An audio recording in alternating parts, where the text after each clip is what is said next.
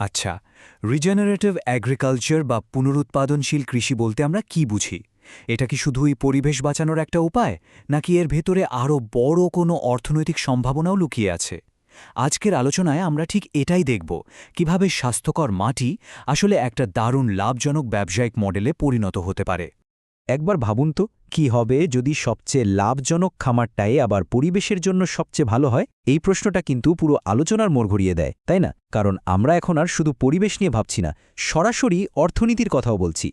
ব্যাপারটা আরও সহজ করে বুঝতে হলে চলুন কৃষির দুটো আলাদা মডেলের দিকে তাকাই। একটা হলো প্রচলিত মডেল আর অন্যটা হলো এই নতুন ধারণা। একদিকে আছে আমাদের পরিচিত ফ্যাক্টরি মডেল।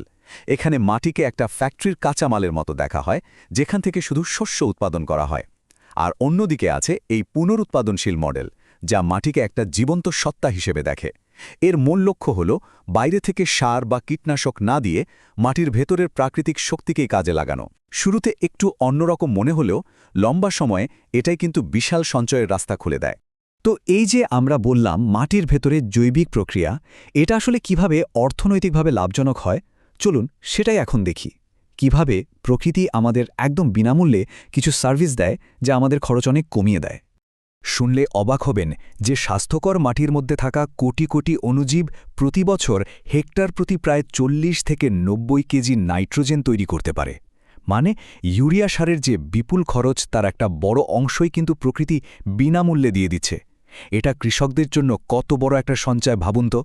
এখানেই শেষ না। যখন মাটি স্বাস্থ্যকর থাকে, তখন গাছগুলো ভেতর থেকে শক্তিশালী হয়। ওরা নিজেরাই এমন কিছু জিনিস তৈরি করে যা পোকামাকড়কে দূরে রাখে। এর ফলে কি হয়? কীটনাশকের খরচ প্রায় ৩০ থেকে ৭০% পর্যন্ত কমে আসতে পারে। আর জলের কথাই ধরুন, স্বাস্থ্যকর মাটিতে যে জৈব পদার্থ থাকে সেটা ঠিক একটা স্পঞ্জের মতো কাজ করে, প্রচুর জল ধরে রাখতে পারে। ফলাফল, সেচের খরচ কমে যায় প্রায় 20 থেকে 40%। যেসব এলাকায় জলের অভাব, তাদের জন্য এটা তো বিশাল একটা ব্যাপার। তাহলে আসল ব্যাপারটা কি দাঁড়াচ্ছে? এই পুরো সিস্টেমটা কাজ করছে একটা শক্তিশালী বায়োলজিক্যাল ইঞ্জিন বা জৈবিক ইঞ্জিনের মতো।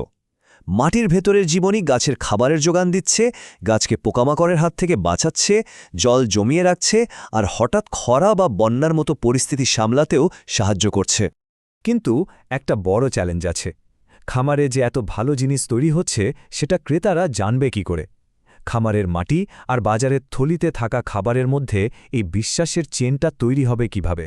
আর এখানেই চলে আসে সার্টিফিকেশনের ভূমিকা। এটা অনেকটা একটা ব্রিজের মতো কাজ করে। মাটির স্বাস্থ্য যা চোখে দেখা যায় না, সেটাকে ক্রেতার জন্য বিশ্বাসযোগ্য করে তোলে এই সার্টিফিকেশন।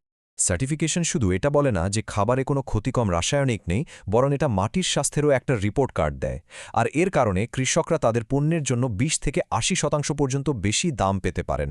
এমনকি ছোট কৃষকদের জন্য দারুণ ব্যবস্থা আছে, যেমন পিজিএস, যেখানে কৃষকরা নিজেরাই একে অপরের খামারের মান যাচাই করে একটা ভরসামন্দ সিস্টেম তৈরি করে। কিন্তু ভালো খাবার উৎপাদন করলেই তো হলো না, সেটাকে তো ভোক্তার কাছে ঠিকঠাক পৌঁছাতেও হবে। আর এখানেই সাপ্লাই চেনের আসল চ্যালেঞ্জটা শুরু হয়। ফসল তোলার পর তীব্র গরমে এর পুষ্টিগুণ নষ্ট হতে থাকে, আর ঠিকমতো ঠান্ডা রাখার ব্যবস্থা না থাকায় প্রায় ২৫ থেকে ৪০% ভালো জিনিস রাস্তাতেই নষ্ট হয়ে যায়। তবে টেকনোলজি এখানে দারুণ সব সমাধান নিয়ে এসেছে। যেমন ধরুন সোলার পাওয়ার দিয়ে চালানো কোল্ড রুম, যা ফসলকে একদম তাজা রাখে। আবার কিউআর কোড ব্যবহার করে ক্রেতারা সহজেই জানতে পারছেন খাবারটা ঠিক কোন খামার থেকে আসছে। এই ছোট ছোট উদ্ভাবনগুলোই কিন্তু পুরো সাপ্লাই চেইনটাকে বদলে দিচ্ছে। এখন সবচেয়ে জরুরি প্রশ্ন হল, একজন সাধারণ কৃষক এত সব পরিবর্তনের ঝুঁকি নেবে কেন? এর জন্য যে টাকা দরকার, সেটা আসবে কোথা থেকে? এটাই হয়তো সবচেয়ে বড় বাধা। চলুন দেখি এর সমাধান কি হতে পারে। এখানেই পেমেন্টস ফর ইকোসিস্টেম সার্ভিসেস বা পিইএস-এর মতো দারুণ একটা আইডিয়া চলে আসে। এর মানে হলো কৃষকরা শুধু ফসল ফলানোর জন্য টাকা পাবেন না, বরং পরিবেশকে ভালো রাখার জন্যও পুরস্কার পাবেন। যেমন মাটিতে কার্বন ধরে রাখা বা জলের উৎস বাঁচিয়ে রাখার মতো কাজের জন্য তাদের সরাসরি আর্থিক সাহায্য করা হয়। আজকাল অনেক নতুন নতুন আর্থিক মডেল তৈরি হচ্ছে। যেমন ক্ষুদ্র ঋণ সংস্থাগুলো জৈব সার কেনার জন্য কৃষকদের সহজ শর্তে লোন দিচ্ছে। আবার পিইএস প্রোগ্রামগুলো তো আছেই।